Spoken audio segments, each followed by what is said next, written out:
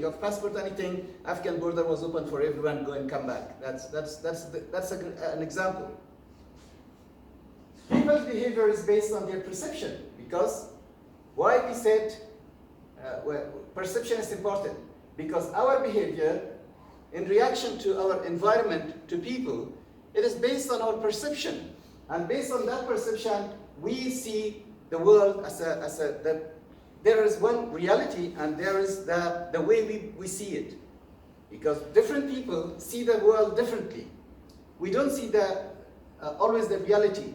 We see it's not a reality what we see it as, or we believe it is. So our perception is important, that we behave, in reaction to our environment. Then we see that the world as it is perceived is the world that is behaviorally important. That is why the way you perceive the world or your environment or the people, then you generate behavior. That is why it's behaviorally important the way you see it. The way you see the world is important behaviorally, because your behavior is triggered and shaped by the way you see it or perceive it. There are different factors influencing our perception.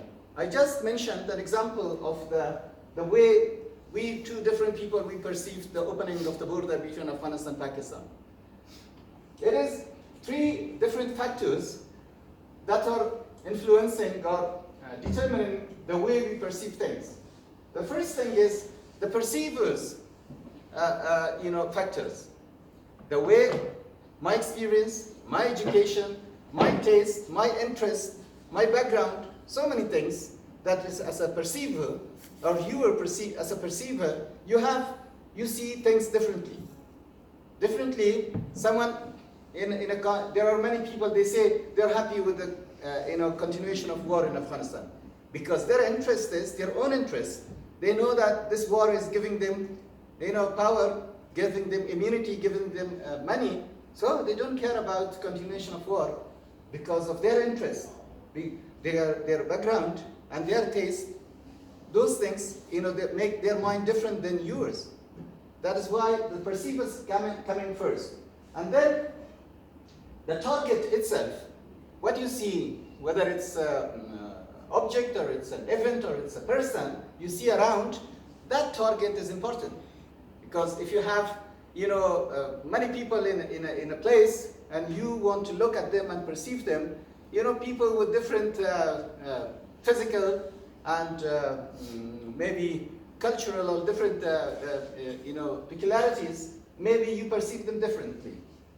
If there are many people, the one who is a tall man, the one who is with a loud voice, the one who is attractive, or not attractive, these things may focus your attention to something among many things.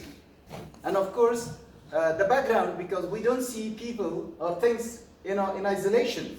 We see things in a bigger context. The context and background they contrast with. Those things are making our perception of different targets differently. And of course, one important thing is the situation. The factors in the situation. For example, the time. That some people, they say that when your husband or your wife comes from the work at 5 o'clock, 6 o'clock, he is tired the whole day, don't tell her some of the bad news. Because that time the perception will be different. The timing is important, that you talk to different people in an appropriate time. The same thing is the work setting. So we are where we are sitting, where our office is, where our work is. Those things, all they are the context of the situation that affects the perception. And of course the social setting, where the social setting is. For example, if you see someone in the gym during exercise, the same person, you see him in the office, you may have a different perception of him. If you see someone for the first time, he is in the gym, he is sweating, and he is in a not good shape, you will have a different perception than you see him tied, well dressed in the office, sitting behind the desk, without talking to him or her. you see two different persons, and your perception will be different about when you talk about the settings and the timing. Those are important factors that are the context, the perceiver, and the target. Three of them makes your perception different. Now we come to attribution theory. The attribution theory is talking about judging others. One of the problems we have in life is misjudging about others. The way we are judging people is making our perception different in a different ways. What we talk about, our perception and judgment of others is significantly influenced by our assumptions of other person's internal state. Because sometimes one of the problems, especially in the misjudgment, is that we took the external factors out of our analysis. We look everything to someone's internal intention or internal behavior or internal factors that he made. Someone comes late to the office, then we will explain it later. If it is one time, then means that maybe he had some external problems. Maybe traffic accident, maybe engagement with something, emergency, he came late. But if someone is coming late every day, then that's a pattern. It is consistent. And that's a pattern, then you think of internal factors. So this is our assumptions that makes our perception affected by our assumptions about people. Sometimes you have a negative assumption about someone, even if the behavior he or she showed, that behavior is maybe because of the external factors. But because you have a negative perception about or assumption about that person, you think that is inside him. That is his intention. He's doing that. That is making the important thing that we say that our judgment and the perceptions of others are, significantly influenced by our assumptions of the person's internal, state. This is why they say that whatever behavior we have, it is caused externally or internally. But we should understand and then use techniques that we later talk about, that if people are behaving in certain ways that you want to evaluate or judge their behavior, that you find whether it's external factors that caused him to do this, or it's his or her internal state that is causing that factor. So generally, the individuals observe, when individuals observe behavior, they attempt to determine whether it's internally or externally, as we said. Internally, or internal causes, or that it's in our control. I can avoid some of the behaviors that I think it's not appropriate. It's in my control. But there are some behaviors that I generate that is because of external factors that's out of my control. So our judgment about people is important, that we understand whether this person is behaving in certain way because of external factors or internal factors. Then for that one, we have this causation judged through three factors, or three techniques. We can see that distinctiveness is that people, they behave in a different ways under different conditions or situations. They are not behaving the same way in different situations. That means that, for example, someone, he is not coming on time to the office every day, and he breaks some of his promises, and he looks like blows off his commitments. That's a pattern. You understand him or her, that this is his way of internal state. But if someone is having some exceptional or unusual behavior, you understand that maybe this is not his way of life. That is because of external factors. Again, I give the same example, that someone is coming late to the office, as normally he comes, on time every day. Probably that's an external factor that he had, something on the way, traffic jam, accident, or some emergency. That is an external factor out of his control. Then you realize that one. Then the next one is consensus. Consensus is that response from different people to the same situation will always be the same. Different people have the same response under same condition or situation. There is a consensus among different people. For example, you see 5 people today, they came late to the office, of people who are working with you. You see 5 of them came late, and when you understand that there was some traffic jam, you ask all of them, they came through the same route, and they were stuck somewhere, and all of them, they came late, or they came in the same vehicle. That is a consensus. Then you realize that it is external conditions, not internal. But the first one, we understand that if it is, the higher the distinctiveness is, the higher, the external conditions. And the lower it is more internal. And the same is for consensus. When you have people coming the same route, and then some of them, they arrived on time, then that means that there is no consensus. So those people who said there was traffic jam, they are wrong, and they just, maybe they stay late in the night and slept late in the day, and they say there was a traffic jam. No, there were 5, 6 people coming late. There is a traffic jam. Yeah, so 5 of them, they come the same route, and 3 of them, they came on time, and 2 of them, they came late. Then that is an internal, reason that they make, this excuse. And then consistency is that people, they respond. One person, he is responding to the same situation, the same way over time. So that means that that is more internal. If someone is behaving in a pattern way, the same way, if you like or don't like the behavior, it is more internal than external. That is what I explained, elements of attribution. It's observation, interpretation, and attribution of cause.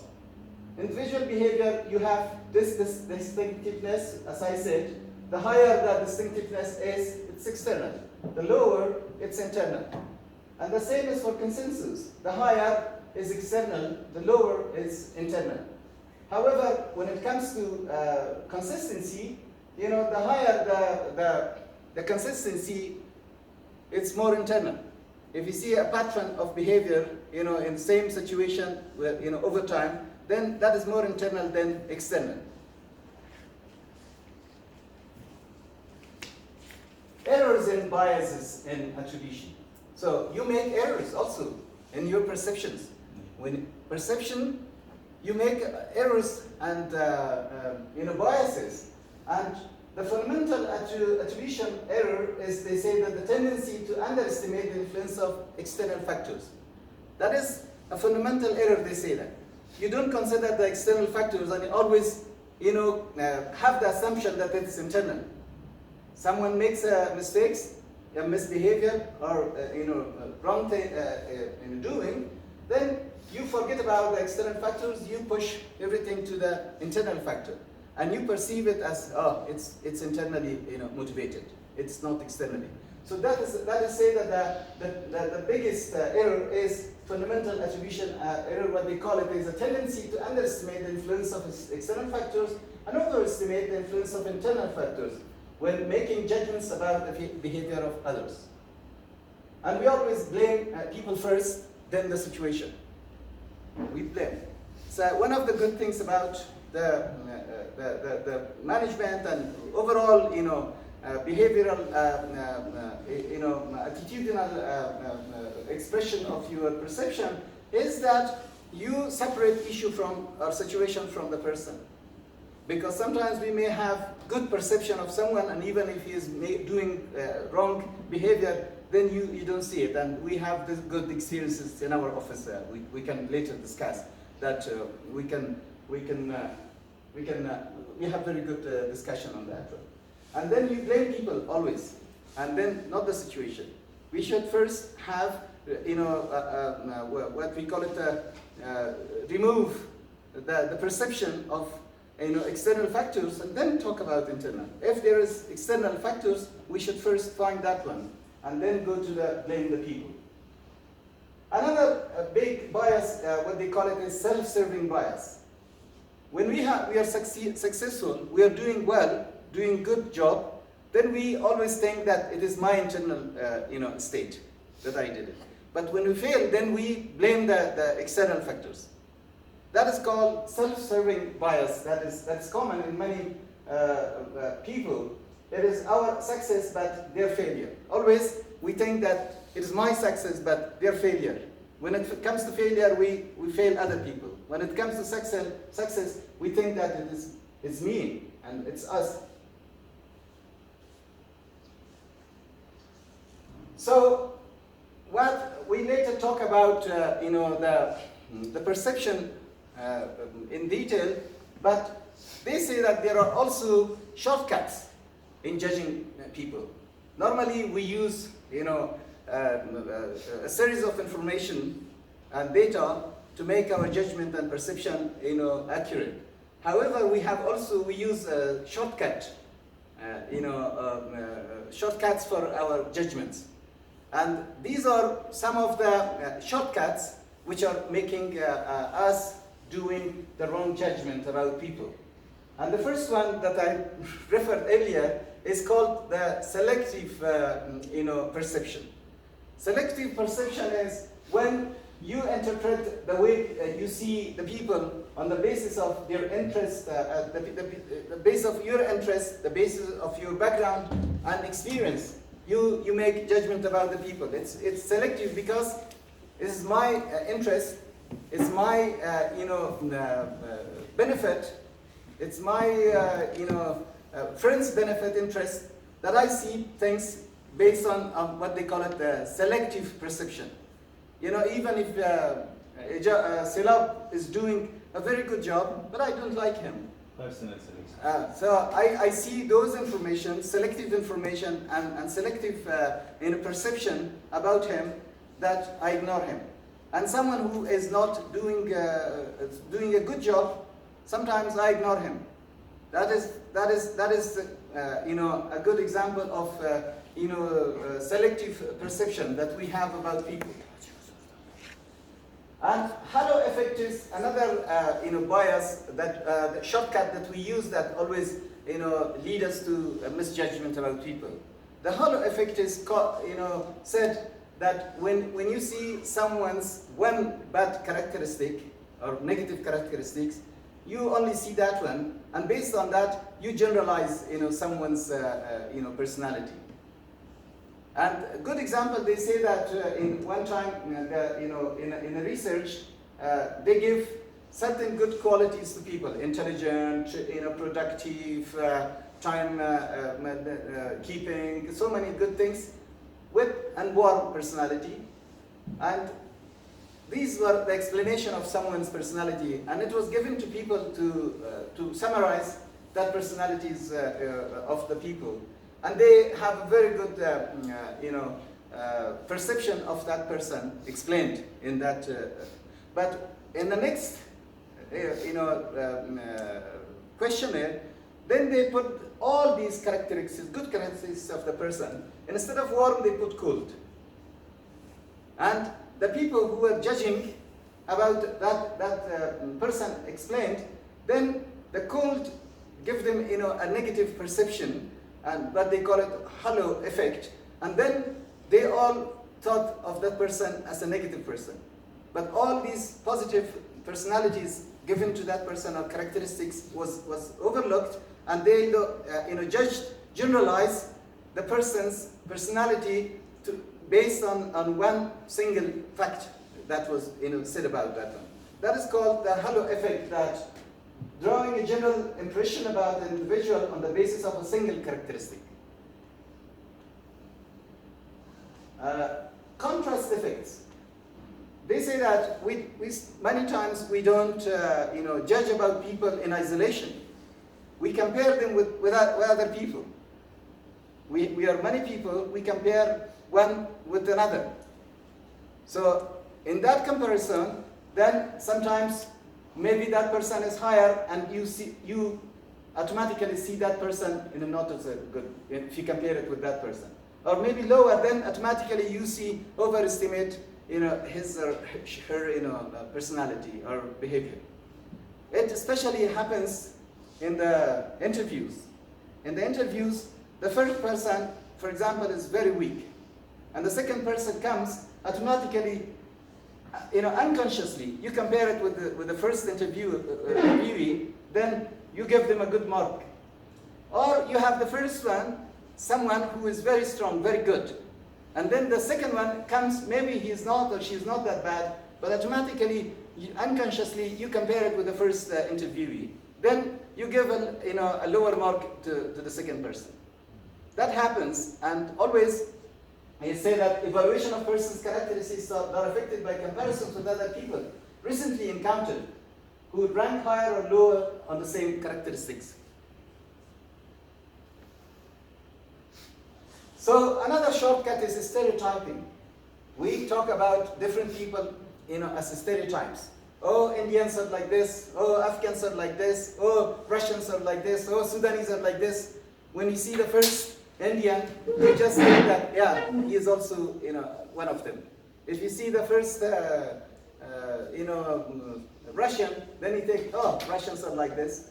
That is how they see judging someone on the basis of one's perception of the group. You have a perception about the group, and then that person is part of that group, and then you think that that person belongs to that group, and that is a prevalent and often useful, if not always accurate, generalization.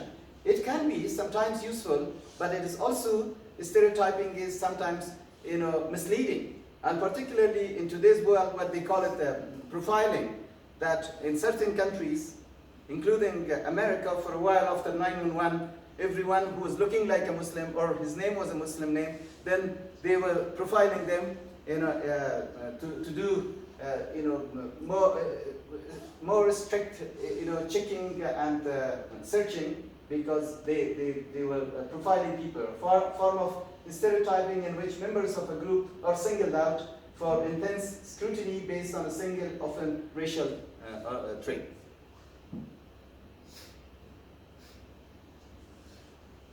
So we talked about shortcuts in our judgment, but also we are talking about shortcuts used in the organizations, that is applied in the organizations. First of all, we have this employment interview. In the interview, we sometimes use the shortcuts, and it happens. Sometimes it's right, but many times it's wrong. Perceptual bias of raters affect accuracy of interviews, judgment of the applicants. Sometimes we see that we use the shortcuts. We use the shortcuts we mentioned before. The shortcuts we use in our judgment, and sometimes it causes inaccuracy, but sometimes we are close to the accuracy. But for example, a good example, they say that when the interviewee is sitting in an interview, within the first second or less, you judge that person by the way he is entering, the way he is dressing or she is dressing, the way she is sitting, the way she is handshaking, and presenting him or herself. You already judged about the person, and that is sometimes the most the first impression is the lasting impression, they say. So you get an impression of the person even if he or she is not doing well during the interview, but you got a positive perception of the person. That happens, and especially they say that in all interviews, maybe it's half an hour or 40 minutes, the interviewer is making his mind in the first 4 to 5 minutes of the interview. In the first 4 or 5 minutes of the interview, the interviewer has already made his mind that this is the person I would consider for this position. And that happens. That's why they say that employment interview, the shortcut is applied, and people are using the shortcut. Performance expectations. there is a terminology, they say self-fulfilling prophecy. That is that sometimes the people, when you express your expectations, verbally or through your behavior to your people as a manager, then the people will respond according to your expectations. If you lower your expectation, then the people will perform as you expect them. If you raise the bar, expect them good performance and higher level of performance, then the person will meet that expectation. That is where in the organizations we see that performance expectation by the managers, it is having its impact on the way people perceive their role and their performance. And one other thing which is in organizations, we use our performance evaluation. Although we have objective performance evaluation, but part of our evaluations are influenced by our subjective judgment about people. And probably it's, if you use the right way to use our subjective analysis, it's fine. But if it is based on some of the errors that on the judgment that I mentioned earlier that we make, or biases that we make, if it is based on that, then our evaluation, subjective evaluation, sometimes will be with errors. Appraisals are often subjective, judgmental. Perceptions of appraiser of another employee's job performance. And it has a critical impact on the employees, because if you make errors or overestimation or underestimation of someone's performance, that definitely has an impact on the person's career or employment. So we mentioned in the beginning that we, decision making is making choices between two or more options. It's a decision making. And why we make decisions? Because it's a reaction to problems that we define and identify, and then in order to address that problem, we make a decision. And that's why we need to know what is problem. Problem is simply a gap between the desired and existing or present situation. You desire here and you're here. There's a gap, and that is defined as a problem. And and here they define it as a perceived discrepancy between the current state of affairs and the desired state. You have a desired state and you have a current state of affairs, and between the two there is a gap, and that is defined as a problem. And you make decisions to address the problems. Decisions, choices made from among alternatives developed from data. So you do later we talk about decision-making model, especially the Breshner model, which has very eloquent and stepwise decision-making process. But we do not follow that one always. However, we use our available data, available information. Based on that, we make a decision or make choices between alternatives. And perception linkage, they say that elements of problem identification and decision-making process are influenced by perception. In the beginning, I say that identifying the problem and identifying the right action or decision is always we need information. The way we define the problem is different because of different perceptions. I said that the problem of someone is not a problem for another person. The same thing, the same situation, we define it as a problem by one perception, but it's going to be not a problem, it's just normal for someone else. First, it's important that we use how our perception is influencing defining the problem, and then addressing, using the information, addressing those problems or making choices from among alternatives is decision. That is, both of them are influenced by the way we perceive those informations. Problems must be recognized, and then data must be selected and evaluated to make a decision and to take action. So we have three models of decision making in organizations. The first one is rational decision making. That is a stepwise and more systematic way of decision making. And then you have the bounded reality, and then you have intuition. The first one is, it's in a perfect world, ideal way of decision making. And that has steps that you think that there is complete information available and all options for decision makings are available, and you maximize your outcome. That is the way you make a decision. The assumption is that you have all the information and all options are available, and then you maximize your outcome. And based on that, you use the 6-step decision-making process. If I have not forgotten, the first one is defining the problem. You're identifying the problem. And then you identify the criteria for decision making. And then you allocate the criteria for decision making.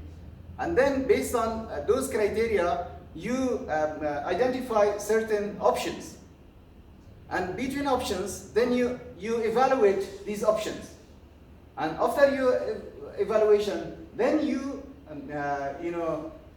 adopt or you make the right decision to use that option. This is 6 steps in rational decision making. However, that needs a lot of information and a lot of work and energy to go through the process. But many times we don't do that one, and we go through other areas that you don't have all information about an object or event or person that you want to make a decision about that event or person or object.